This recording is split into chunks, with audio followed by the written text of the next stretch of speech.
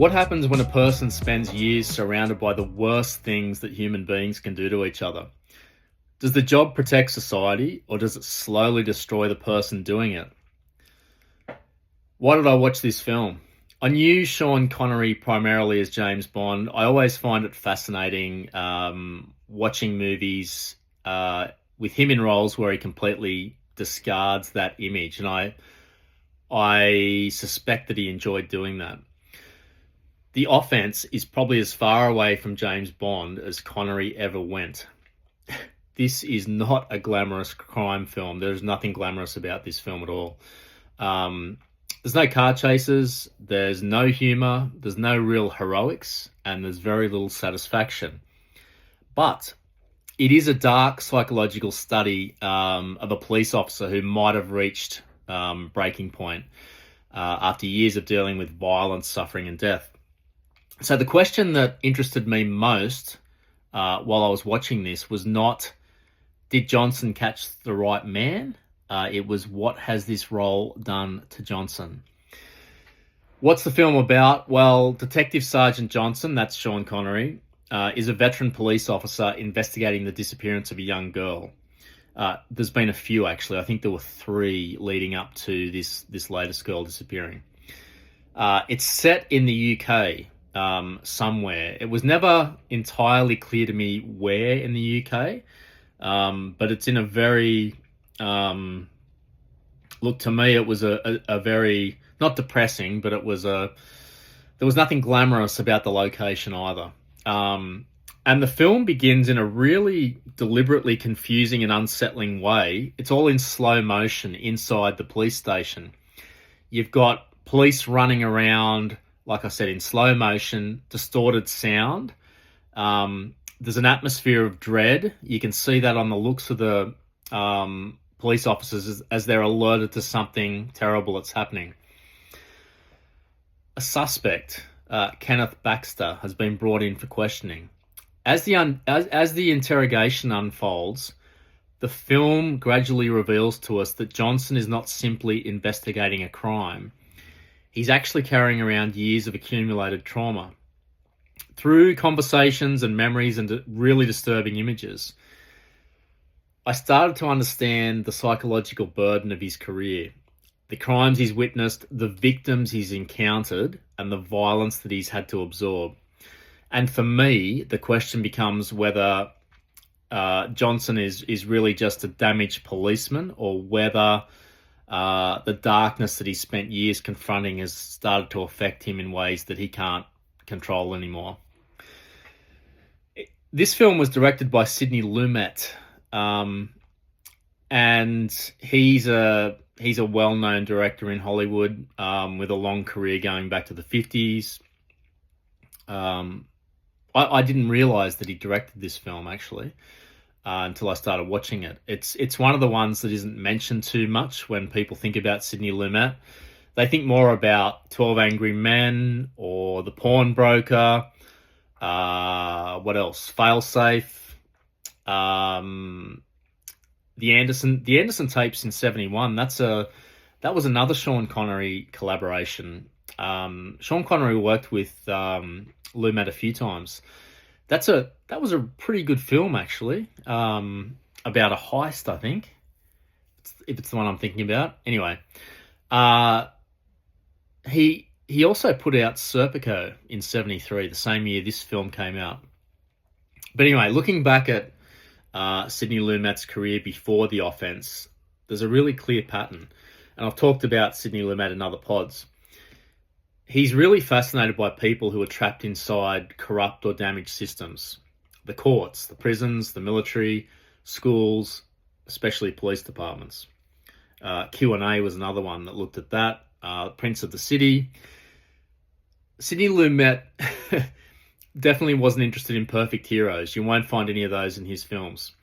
He takes a very realistic look at what pressure does to ordinary people. And then you get corruption, you get people breaking apart mentally and physically, emotionally. And so really he's the perfect director for The Offence and looking at what this film does. The world that Sidney Lumet creates in this one is one of the strongest parts of the film for me. Um, it's so grey. It's raining all the time. There's definite signs of economic hardship. There's damaged buildings. There's suffering. As Johnson drives home after the interrogation has gone badly, right at the start of the film, he's basically he's suspended until they can get to the bottom of it because he's gone too far. He has left the suspect lying on the ground, possibly killed him. And we don't really know why. We can guess, but we haven't been witness to it. So he's driving home at night after being suspended until the Monday. What we get as Sean Connery's driving along are the images that his character, Sergeant Johnson, is reliving. And they're bad. They are very bad. They're images of misery. We've got car crashes. We've got bodies being pulled off train tracks. We've got victims of violence. We've got a naked woman who's found spread-eagled on a bed. We've got a mother and child slaughtered in their home. Really disturbing stuff. A woman hanging from a tree. And we're getting a real look at the traumatized mind of a man who's just seen too much. And this is getting to the crux of what the film is saying to me. The cost of seeing too much. You see it in our society now. Cops, ambulance personnel, people in hospitals, especially the front line. And I really think most crime films obviously ask who committed the crime and step it back from that. The Offence asks what happens to the people who spend their lives looking at crime. Sergeant Johnson, like I said, has spent years surrounded by violence and abuse and murder and suffering, probably 20 or 25 years, judging by his age. Eventually, there's a cost to that, isn't there? That darkness starts to follow him home. It's inevitable. I think, for me, one of the most disturbing elements of the film, I mean, it's effective. That's why it's effective, because it's disturbing. The film is setting out to open our eyes. The way that Johnson's thoughts around the missing girl really become difficult to separate from his professional investigation. I've got to tread carefully here. I thought at times that the film raises a really uncomfortable question, and that is that, can constant exposure to horrific material start to contaminate the mind of the person investigating it? Why I'm asking that is because the scenes involving the girl in the bush. So this is the girl that we see at the start of the film walking home from school on her own. Sergeant Johnson and another officer have kind of started staking out the local school because they suspect that this is where the killer is doing his recon before he picks his victim. We watch this young girl, I don't know, she looks 10, walking away. She walks down a hill towards an underpass, and then a man steps out and they have a quick conversation, and then she goes off with the man. And my heart just sunk when I saw that. I could see what was going to happen. It's everyone's worst nightmare, right? I'm a parent now. Granted, my kids are older than that now. They're late teens, early 20s, but still, I think anyone would agree that that's a very disturbing thing, and your mind does the rest. But I think the scenes involving the girl in the bush when she's discovered, and Sergeant Johnson is the one that finds her. She's disheveled. She's had some of her clothes ripped off. She's in a real state. It's never spelled out, but I think it's mentioned at some point that she's been sexually abused. She's lucky to still be alive, but she's probably broken. She's probably definitely there's years of psychological scarring and trauma ahead. But Johnson's reaction to this is complicated to me. It keeps on recurring, and he seems troubled by it, not just troubled by it in the way you'd expect, but sort of troubled by his reactions to it. And I started to think, is he trying to understand the crime? Yes. He's replaying what happened and struggling with images he's absorbed from years of police work. But I started wondering, has the constant exposure to these crimes actually damaged his ability to maintain emotional distance? Is he not, I don't want to say fantasizing, but are the lines blurring about the girl that he found? Did it set off something in him? Anyway, this is a sort of ambiguous film that doesn't fill in the blanks, and it does leave things open for your own interpretation. And I don't know why. Maybe it was the look on Connery's face at times when he was, I don't know, he seemed to be horrified by his reaction to reliving the memory of finding the girl in the bush. But that's just me. The film doesn't give you an easy answer, and I respect that. And that uncertainty makes Johnson a really fascinating and a very unsettling character. It's this line between observing evil, investigating evil, and definitely being psychologically affected by evil. That's the line for me that's become blurred. Sean Connery, this is definitely the opposite of James Bond. By this time, he had pulled back from the Bond character. I think it was Diamonds Are Forever in 1971. That was his last film. I know he made Never Say Never Again in the early 1980s, but that was, I don't know, that's got a weird place in the Bond lineage. It's never really, it came out the same year as Octopussy, which was the Roger Moore film. And I don't think Never Say Never Again was ever really well received, and it was an odd one popping up when it did. So then, Sean Connery had always been acting in other films, to be fair. But until he stepped away from Bond, it was inevitable that Bond was front and center when people saw him. So by 1973, he'd been away from Bond for a couple of years. He'd made the Anderson tapes, and it's a bit like when I saw when I saw Harrison Ford for the first time, not as Han Solo. They get typecast a little bit. Dr. Spock. I saw Dr. Spock, or Mr. Spock, I should say. Mr. Spock? Yeah, I was always a Star Wars guy, not a Star Trek guy. But when I saw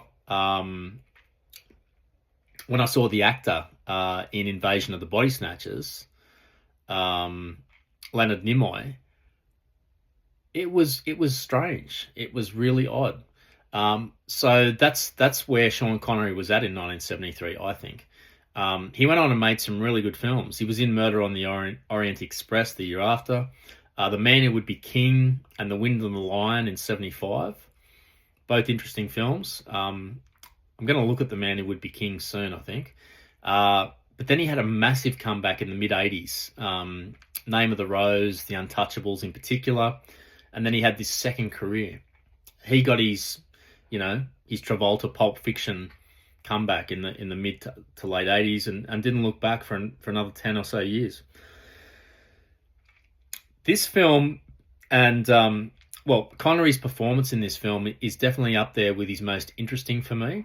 He's not pouring on that Scottish charm, that he does. What I did notice is his physical presence. I remembered that he's a big, intimidating guy. Didn't he hold, I thought in the 50s he held some sort of title, whether it was for bare knuckle brawling or whether it was for weightlifting or something. It was some physical prowess, and I can see it in this. He's intimidating. But you don't often see, nearly call him James Bond, you don't often see Sean Connery get angry or angry like he does in this, and menacing, and losing control. Sidney Lumet really turns that strength that Connery projects into something tragic in this one. James Bond's power came from being in control, didn't it? Being cool. Sergeant Johnson's power comes from trying to hide the fact that he's falling apart, and he's losing that battle. He gets home from being suspended. He goes straight for the scotch. He actually gets through the best part of an entire bottle of scotch in 10 or 15 minutes. This isn't Bond drinking. There's nothing sophisticated about this. There's no martini, you know. there's no snappy lines here. This is a man trying to shut his mind down and escape from the horrors. He's trying to escape from himself. Then his wife wakes up and comes out. This is a very uncomfortable scene, but it's very well acted and directed. It's a toss-up. For me, it was probably the hardest scene to watch in the film. And when you know what happens in this film during the interrogation, that's maybe a big call. But Sergeant Johnson really starts to reveal what's inside of him. He definitely talks about the cases, the violence, the images, and the memories. And it's shattering because his wife desperately wants to help him. Yes, they've been married for 17 years and they've grown apart. That happens. But she clearly still loves him. He does not want her comfort, though. He can't accept it. He keeps pushing her away, but it becomes more than that. He actually uses her as somewhere to unload his pain. And it's very unfair, but it's a lot more than that. The tragedy to me is that he almost does get the connection that he needs, and you've got to talk about these things to move past them. He opens up. She reacts. She breaks down.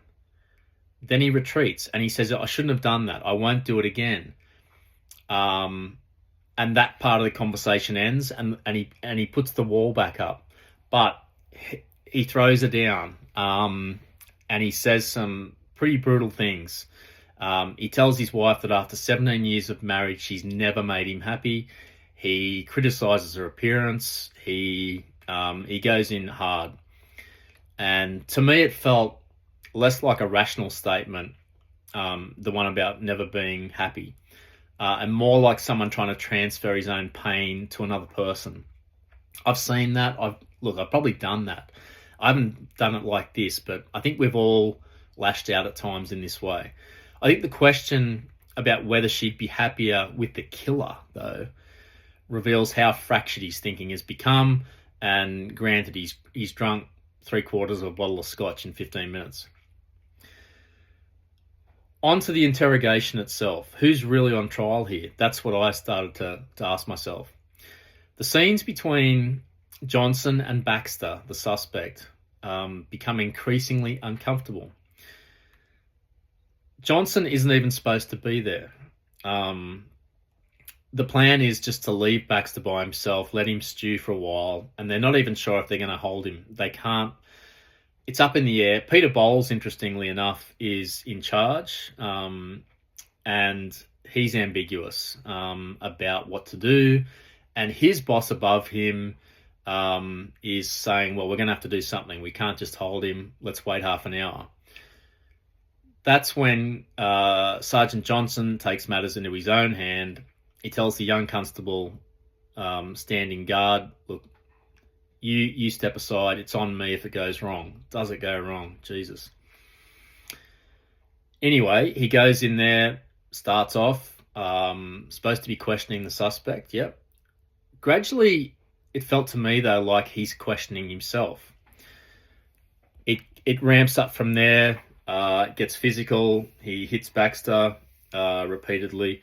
The line between investigator and victim and offender gets very blurry. At some point, he needs Baxter to be the guilty man. But it's very murky as to whether Baxter is or isn't. There's not a lot there. And the alternative, that he might have grievously punished the wrong person is pretty unbearable.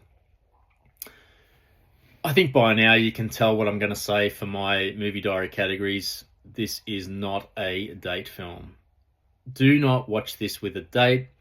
That would be a Travis Bickle mistake.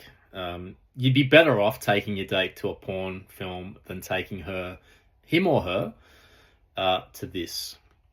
This is way too disturbing and emotionally heavy. Yeah, that's a no. Just as emphatic that it's not a hangover film, for the same reasons. Plus, it just demands too much attention. It's not a buddy film either. It's too. This is touching on pedophilia and child murders, right? This is heavy stuff. It's not a buddy movie. Okay, it's a watch alone if you're gonna step up to the plate. It's a film to sit with and think about afterwards. It's confronting. You need to know what you're getting into with this one. It's not entertaining. It's really well done. It's superbly acted, but it's not an unwinding film at all. So. It's one of, it's got to be Sean Connery's darkest performance and one of his best. It's a bleak, exhausting, confronting film, but that's exactly what Sidney Lumet intended. It's not a film about catching a criminal. That's taken off the table early. It's really about the damage left behind to a range of characters. So, obviously, The Offence is not really a crime film. It's a film about like I just said, it's a film about what crime leaves behind. But it's fascinating for where it sits in Sean Connery's career and Sidney Lumet's career. And again, when this came out in 1973, this is pretty tough stuff. I've got to hand it to the filmmakers in the studios around this time, anywhere from Bonnie and Clyde onwards, before things swung the other way. They really treated audiences with respect and realised that adults watching films probably should be thinking about adult themes now and then. Not all the time. You can't watch films like this too often. Otherwise, you're getting into the territory that Sergeant Johnson gets into with this one. Anyway, those are my thoughts on The Offence from 1973. Hope you enjoyed this pod, and I will see you next time.